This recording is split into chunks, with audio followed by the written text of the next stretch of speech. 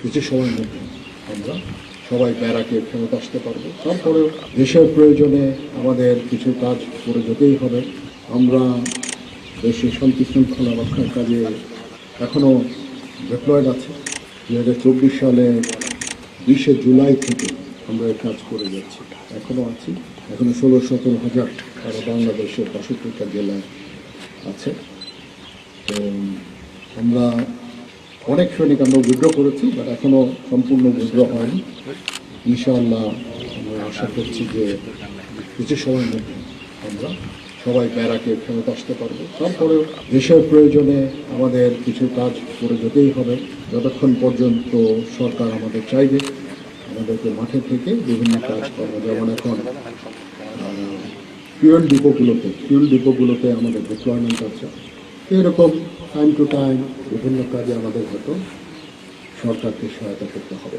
তারপরেও মোটা দাগে আমাদের যে প্রধান কাজ ক্যান্টনমেন্টে ফেরত এসে প্রশিক্ষণ করা, যুদ্ধের জন্য প্রস্তুতি, আমাদের নিজস্ব যেই পদ্ধতি আছে, নিজস্ব ওয়ে আছে, সেগুলোতে আস্তে আস্তে আমাদের শুরু করতে হবে কাজগুলো। ওই জন্য ফায়ারিং অত্যন্ত গুরুত্বপূর্ণ। আমরা এতদিন ফায়ারিং সেভাবে করতে পারিনি, এখন ফায়ারিং কম্পিটিশন হলো। আমি যে রেজাল্ট আমি দেখলাম, ফায়ারদের যে দক্ষতা দেখলাম, আমি অত্যন্ত আশান্বিত যে এতদিন ফিল্ডে থাকার পরেও আমাদের ফায়ারিং সক্ষমতা কমেনি। এটা একটা ভালো লক্ষণ। আমাদের আস্তে আস্তে এরকম আরও ট্রেনিং ইভেন্টগুলো আস্তে আস্তে শুরু করতে হবে এবং